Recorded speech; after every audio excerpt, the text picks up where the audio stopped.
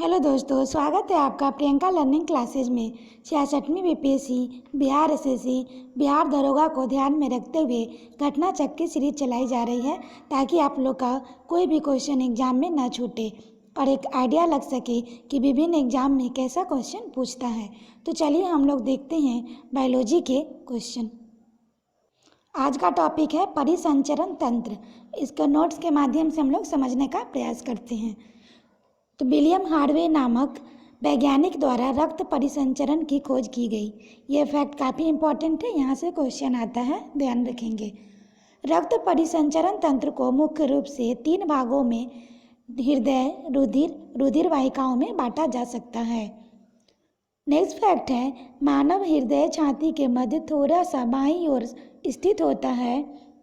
पेशीय ऊतकों का बना यह अंग एक आवरण द्वारा घिरा होता है जिसे हृदयावरण कहते हैं। इसमें पेरिकार्डियल द्रव भरा होता है जो हृदय की बाह्य आघातों से रक्षा करता है। हृदय 4 प्रमुख कक्षों में विभाजित होता है। 2 ऊपरी कक्षों को दायां तथा बायां आलिंद कहते हैं, जबकि 2 निचले कक्षों को दायां एवं बायां निलंद कहते हैं। एक ही समान मनुष्य के हृदय का वजन लगभग 250 से 300 ग्राम होता है। ये फैक्ट काफ़ी इंपॉर्टेंट है, एग्जाम में यहाँ क्वेश्चन बनता है। नेक्स्ट है, सामान्यतः मनुष्य का हृदय प्रति मिनट 72 से 75 बार धड़कता है। ये भी इम्पॉर्टेंट फैक्ट है, ध्यान रखेंगे। हृदय में एक स्पंदन बीट की समाप्ति से लेकर अगले स्पंदन की समाप्ति तक एक हृदयी चक्र कार्डिक साइकिल होता है। हृदय एक पंप की तरह कार्य करता है। इसका प्रमुख कार्य शरीर के विभिन्न भागों को रक्त पहुंचाना है। नेक्स्ट है, हृदय से रक्त धमनियों द्वारा शरीर के विभिन्न भागों को जाता है तथा वहां के सिराओं द्वारा वापस आता है। नेक्स्ट फैक्ट है, शुद्ध या ऑक्सीजन युक्त रक्त फेफड़ों से हृदय में आता है। हृदय इस रक्त को धमनियों के द्वारा पूरे शरीर में पहुंचाता है। शरीर के रक्त में मिला ऑक्सीजन प्रयुक्त होता है जो अशुद्ध या ऑक्सीजन रहित रक्त सिराओं द्वारा फिर हृदय की ओर जाता है। हृदय इस रक्त को ऑक्सीजन प्राप्त करने के लिए पुनः फेफड़ों में भेजता है। इस प्रकार यह चक्र निरंतर चलता रहता है। इसे हम लोग एक चित्र के माध्यम से देख सकते हैं। जैसे फेफड़ा है तो पल्मोनरी वेन जाता है बाएं आलिंद मतलब लेफ्ट आर्टिकल में जाता है, फिर उसके बाद लेफ्ट वेंट्रिकल में होते हुए शरीर के विभिन्न भाग में जाता है और शरीर के विभिन्न भाग होते हुए वेन कावा से होते दाहिने आलिंद में जाता है। फिर उसके बाद दाहिने नीले में जाकर फुफ्फुस धमनी पल्मोनरी आर्टरीज होके फिर फेफड़ा में चला जाता है। इस चित्र से हम लोग को देखने में समझने में काफ़ी आसानी महसूस होगी। अब हम लोग नेक्स्ट फैक्ट देखते हैं। रक्त एक तरल संयोजी उत्तक है। ये यहाँ से क्वेश्चन बनता है, तो ध्यान रखेंगे। यह क्षारीय विलयन है जिसका पीएच मान 7.4 होता है। ये भी इम्पॉर्टेंट फैक्ट है, ध्यान रखेंगे। वयस्क मनुष्य में सामान्यतः 5 से 6 लीटर रक्त होता है। पुरुषों की तुलना में महिलाओं में लगभग 1 लीटर रक्त कम होता है। ये भी इम्पॉर्टेंट फैक्ट है। रक्त के 2 प्रमुख भाग होते हैं, प्लाज्मा तथा रक्त कणिकाएं रुधिराणु। कुल रक्त का लगभग 55% भाग प्लाज्मा तथा शेष 45% भाग रुधिराणु होता है। ये भी इम्पॉर्टेंट है, ध्यान रखेंगे। रुधिराणु 3 प्रकार के होते हैं, लाल रक्त कणिकाएं, श्वेत रुधिराणु तथा तीसरा प्लेटलेट्स। प्लाज्मा में लगभग 91% जल तथा शेष 9% भाग में विभिन्न प्रकार के अकार्बनिक और कार्बनिक पदार्थ होते हैं। नेक्स्ट है, लाल रुधिराणु केवल केशरुकी के रुधिर में पाए जाते हैं और कुल रुधिर का लगभग 40% भाग बनाते हैं। नेक्स्ट हम लोग देखते हैं, रुधिराणु का लगभग 90% लाल रुधिराणु होते हैं। इसमें हीमोग्लोबिन नामक प्रोटीन पाई जाती है। इम्पॉर्टेंट फैक्ट है, ध्यान रखेंगे। हीमोग्लोबिन ऑक्सीजन का परिवहन करता है। इसमें हीम नामक लाल रक्त का पदार्थ पाया जाता है जो इसे लाल रक्त प्रदान करता है। रोगों के प्रति प्रतिरक्षा प्रदान करने का कार्य श्वेत रक्त कणिकाएं करती हैं। प्लेटलेट्स का प्रमुख योगदान रक्त का थक्का बनाने में होता है। नेक्स्ट फैक्ट हम लोग देखते हैं, एक सामान्य मनुष्य में लाल रक्त कणिकाएं आरबीसी लगभग 54 लाख प्रति घन मीटर रक्त, स्त्रियों में कुछ कम होती है। ये इंपॉर्टेंट फैक्ट है, ध्यान रखेंगे। श्वेत रक्त कणिकाएं डब्ल्यूबीसी लगभग 5000 से 11000 प्रति घन मीटर रक्त होती हैं। इसमें सर्वाधिक संख्या में न्यूट्रोफिल्स कुल डब्ल्यूबीसी का 60 से 70% तथा सबसे कम बेसोफिल होती है। आकार में सबसे बड़ी डब्ल्यूबीसी मोनोसाइट है। काफ़ी इंपॉर्टेंट फैक्ट है। प्लेटलेट्स की संख्या 1.5 लाख से 5 लाख प्रति घन मिलीलीटर रक्त होती है। ये इंपॉर्टेंट फैक्ट है, ध्यान रखेंगे। लाल रक्त कणिकाएं अस्थि मज्जा बोन मैरो में विकसित होती है, जबकि जीवन काल लगभग 120 दिनों का होता है। तिल्ली या प्लिया पुरानी रक्त कणिकाओं को नष्ट करने का कार्य करती है। नेक्स्ट फैक्ट है, श्वेत रक्त कणिकाएं मुख्यतः 2 प्रकार की होती हैं। पहला कणिकामय तथा दूसरा कणिका विहीन। एसिडोफिल्स, बेसोफिल्स तथा न्यूट्रोफिल्स कणिकामय श्वेत रुधिराणु है, जबकि लिम्फोसाइट तथा मोनोसाइट कणिका विहीन श्वेत रुधिराणु है। लिम्फोसाइट का निर्माण प्लिया, लसिका ग्रंथि तथा थाइमस ग्रंथि आदि में होता है। रुधिर के श्वेत रक्त कणिकाओं की अत्यधिक मात्रा में उपस्थित ल्यूकेमिया कहलाती है। इसे रक्त कैंसर भी कहते हैं। इंपॉर्टेंट है, ध्यान रखेंगे। रक्त ग्लूकोज स्तर मिलीग्राम प्रति डेसीलीटर में व्यक्त किया जाता है। रक्त में ग्लूकोज की सामान्य मात्रा 100 मिलीग्राम प्रति डेसीलीटर होती है। रक्त ग्लूकोज के नियमन के लिए अग्नाशय से इंसुलिन नामक हार्मोन का स्राव होता है। इस हार्मोन की कमी के कारण रक्त में ग्लूकोज की मात्रा अत्यधिक हो जाती है, जिससे मधुमेह रोग की होने की संभावना बढ़ जाती है। यहाँ से क्वेश्चन बनता है, ध्यान रखेंगे।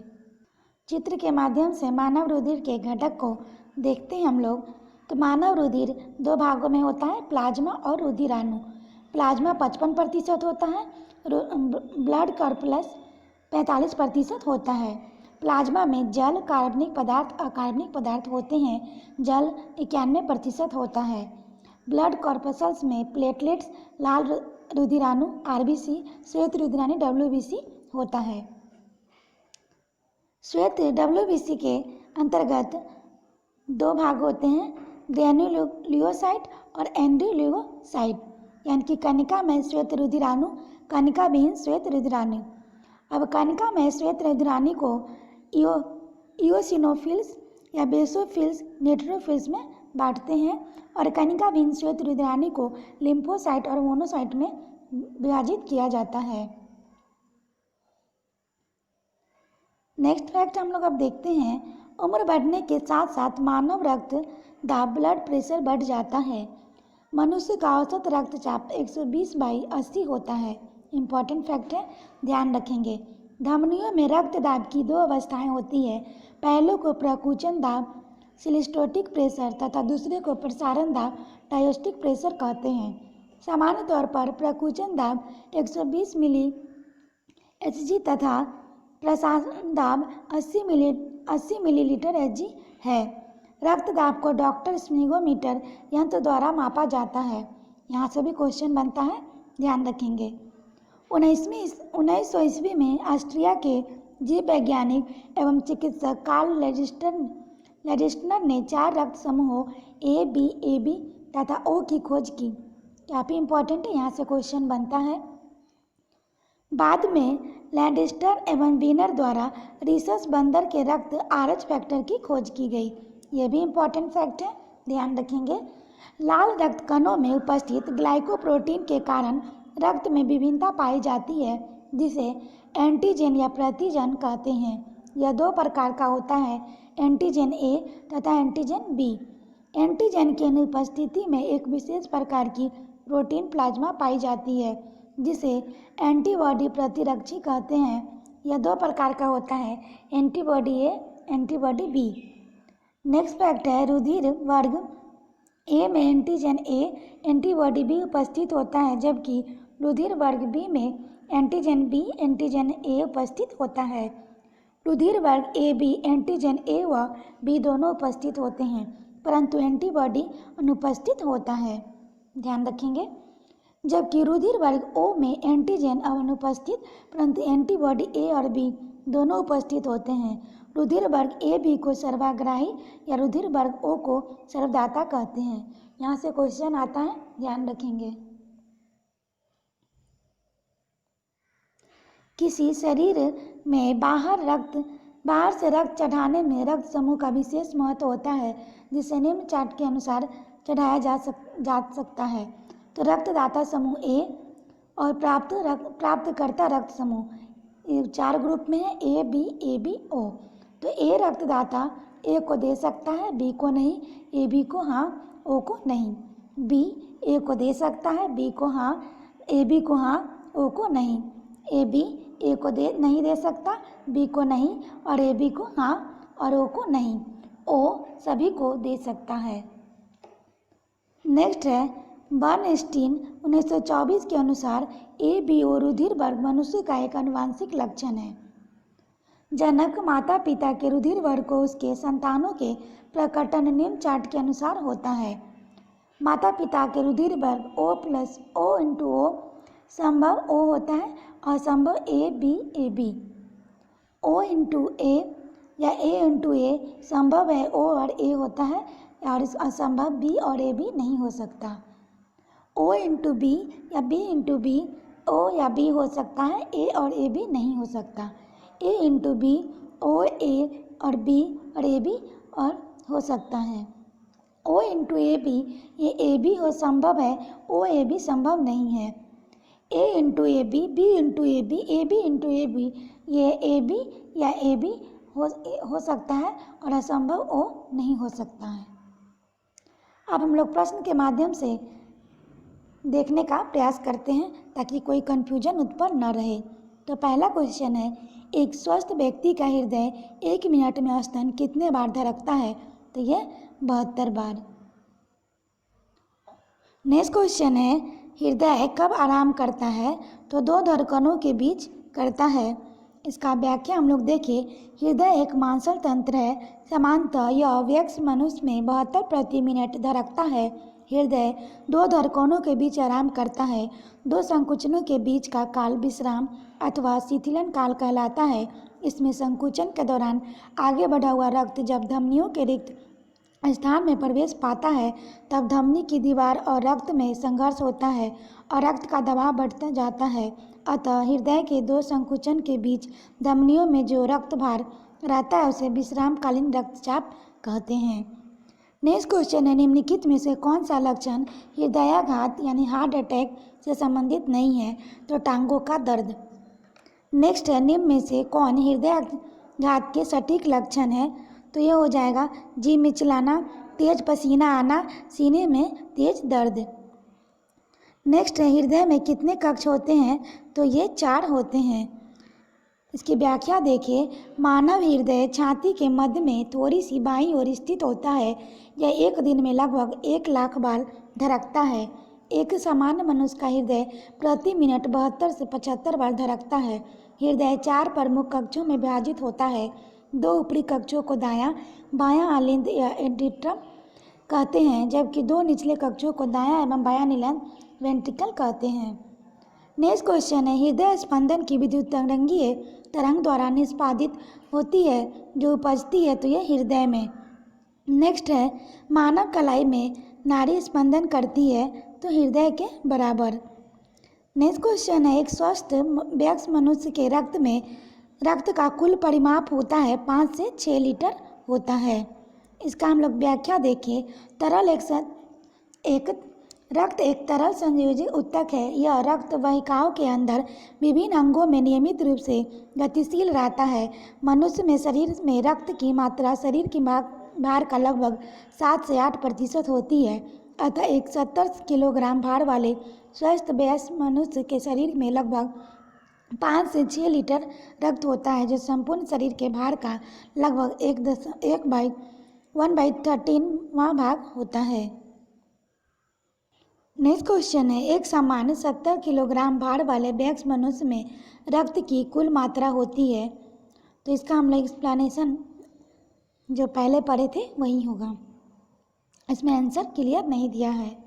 नेक्स्ट है रक्त होता है तो एक संयोजी ऊतक होता है।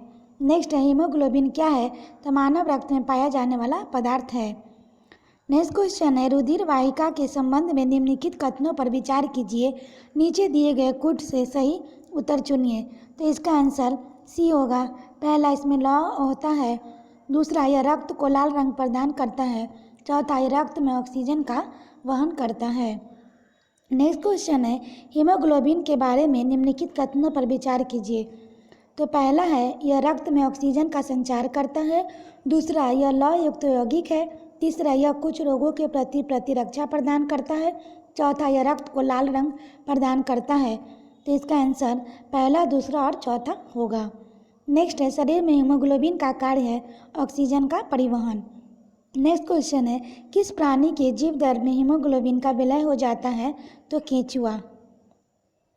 केंचुआ एक एनेलिड प्राणी है जिसमें हीमोग्लोबिन प्लाज्मा में घुला होता है, जबकि अन्य कशेरुकीय में यह प्रोटीन लाल रुधिर कोशिकाओं में पाया जाता है। केंचुए में रुधिराणु रंगहीन केंद्रमय होते हैं। यह जंतु में परिसंचरण तंत्र बंद प्रकार का होता है। नेक्स्ट क्वेश्चन है रक्त में लाल रंग निम्न में से किसके कारण होता है, तो हीमोग्लोबिन। नेक्स्ट है लाल रक्त कणिकाएं आरबीसी का रंग होता है हीमोग्लोबिन के कारण। नेक्स्ट हम लोग देखते हैं रक्त शरीर का क्या कार्य करता है, तो सारे शरीर में ऑक्सीजन पहुंचाता है। नेक्स्ट है मनुष्य का औसत रक्तचाप होता है तो 120 से 180। नेक्स्ट क्वेश्चन हम लोग देखते हैं स्वस्थ मनुष्य का रक्तचाप सिस्टोलिक व डायस्टोलिक होता है तो 120 मिलीमीटर व 80 मिलीमीटर। नेक्स्ट है इनमें से रक्त दाब का मापक यंत्र कौन सा है, स्पिग्नोमीटर है। नेक्स्ट हम लोग देखते हैं निम्न उपकरणों में से किसको रक्तचाप नापने के लिए प्रयुक्त करते हैं, स्पिग्नोमैनोमीटर। नेक्स्ट क्वेश्चन है किसी व्यक्ति का रक्तचाप 140 mmHg है तो इस उल्लेख का Hg का तात्पर्य है मरकरी से। मनुष्य का औसत रक्तचाप 120/80 होता है, जबकि कोई डॉक्टर हमारा रक्तचाप नापता है तो वह वायुमंडलीय दाब के सापेक्ष होता है। यही किसी व्यक्ति का रक्तचाप 140 mmHg है तो इसमें Hg से तात्पर्य रासायनिक तत्व मरकरी अर्थात पारे से है। नेक्स्ट क्वेश्चन है जब एक व्यक्ति वृद्ध होते जाता है तो समानतः उसका रक्त का दाब बढ़ जाता है। नेक्स्ट क्वेश्चन है नीचे 4 व्यक्तियों में रक्त दाब का मान दिया हुआ है। X 90/60, श्रीमती है 90/60, श्री है 160/120, फिर श्री Y है 120/80, श्रीमती Y 140/80।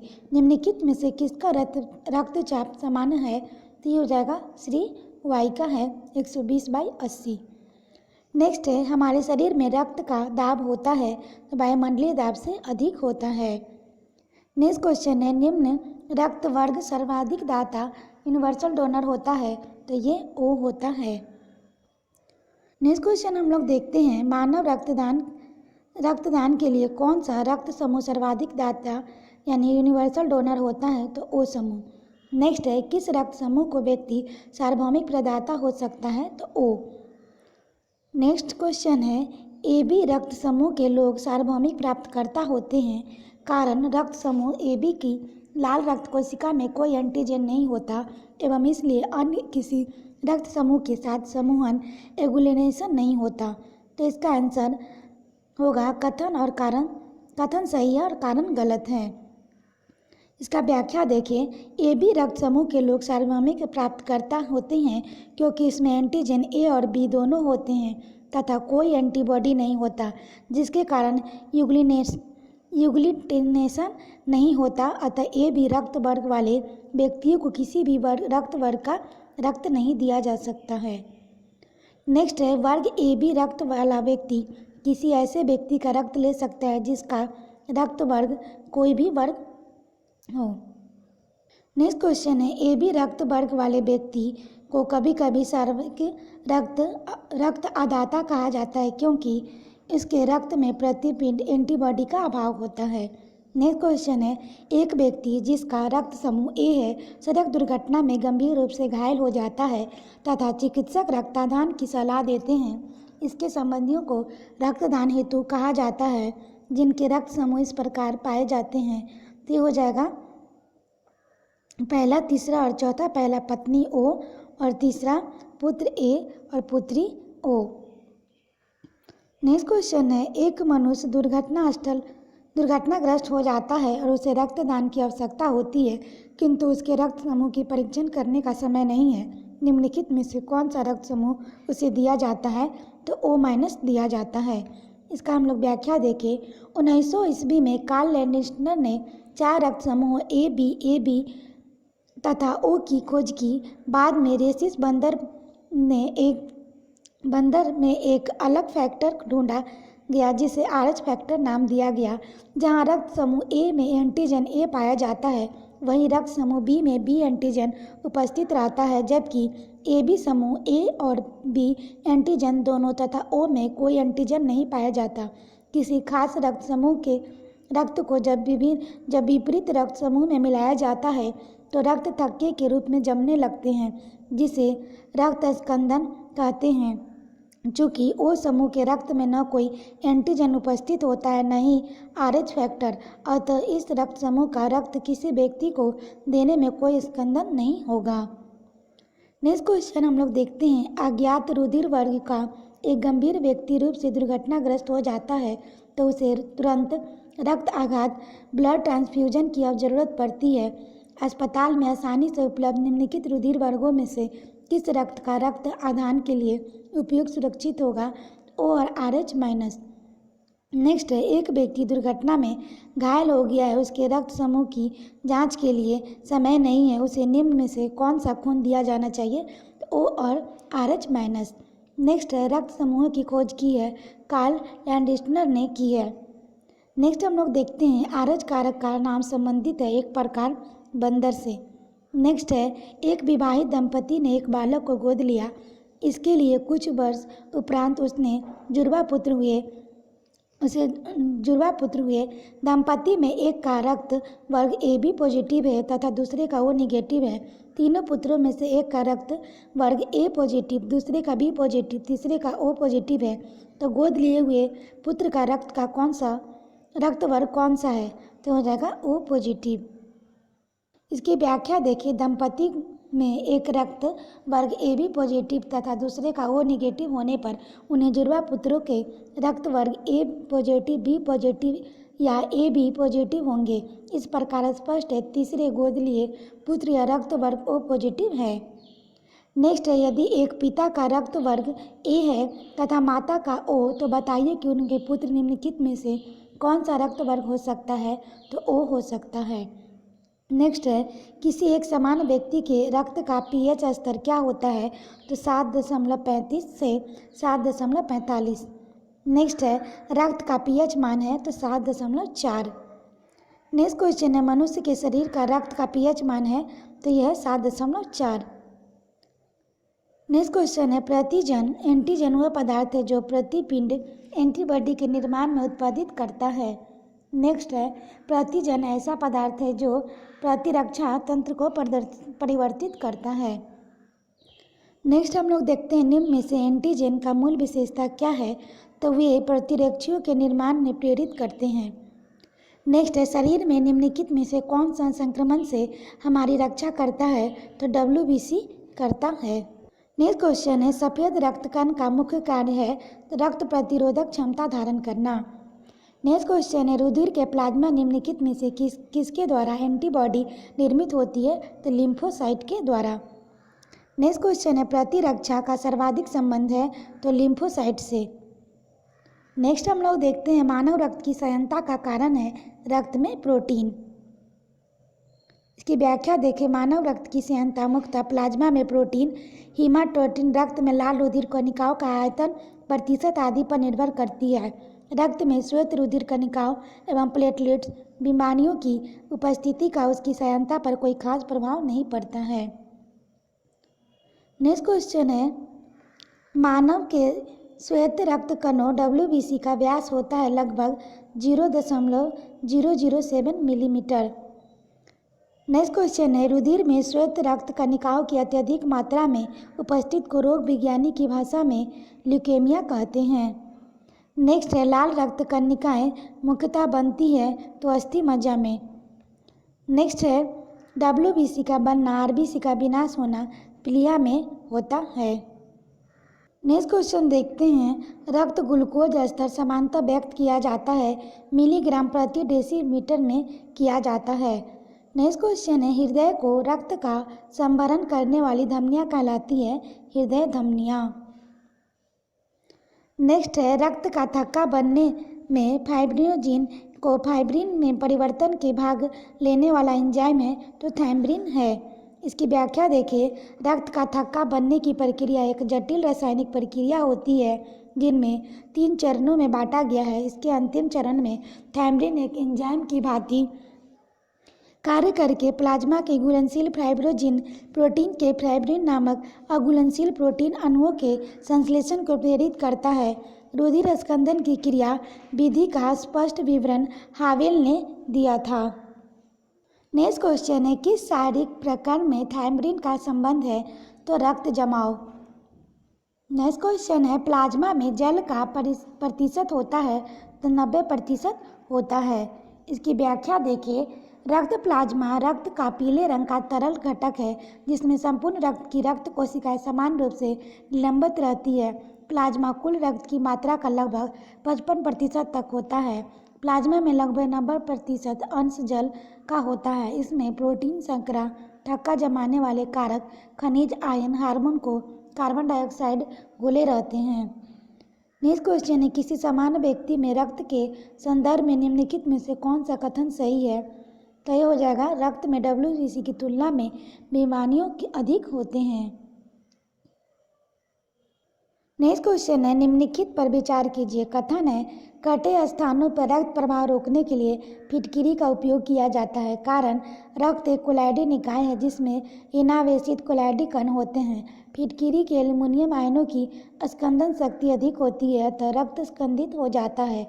नीचे दिए गए कूटों का उपयोग करके सही उत्तर चुनना है। तो पहला हो जाएगा, कथन और कारण दोनों सही है। कथन कारण का सही व्याख्या करता है। इसका व्याख्या देखिए, फिटकिरी एक रंगहीन क्रिस्टलीन पदार्थ है। फिटकिरी में उपस्थित एल्यूमिनियम आयनों की अधिक स्कंदन शक्ति के कारण यह रक्त प्रवाह रोकने के लिए प्रयोग की जाती है।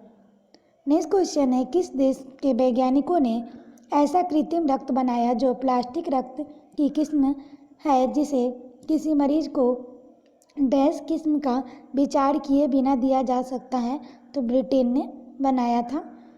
इसका व्याख्या देखिए, ब्रिटेन के शेफील्ड विश्वविद्यालय के वैज्ञानिकों ने कृत्रिम प्लास्टिक रक्त तैयार किया है जिसे आपात स्थिति में खून के विकल्प के रूप में इस्तेमाल किया जा सकता है। यह कृत्रिम रक्त हल्का और इसे ठंडी जगह पर रखने की ज़रूरत नहीं है, साथ ही यह लंबे समय तक खराब नहीं होता। इस रक्त को प्लास्टिक कणिकाओं से तैयार किया गया है।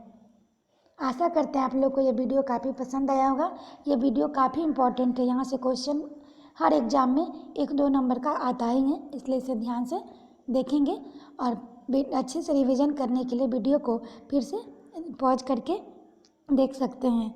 तो आज के लिए इतना ही दोस्तों, फिर मिलते हैं हम लोग नेक्स्ट टॉपिक उत्सर्जन तंत्र को लेके। Thank you.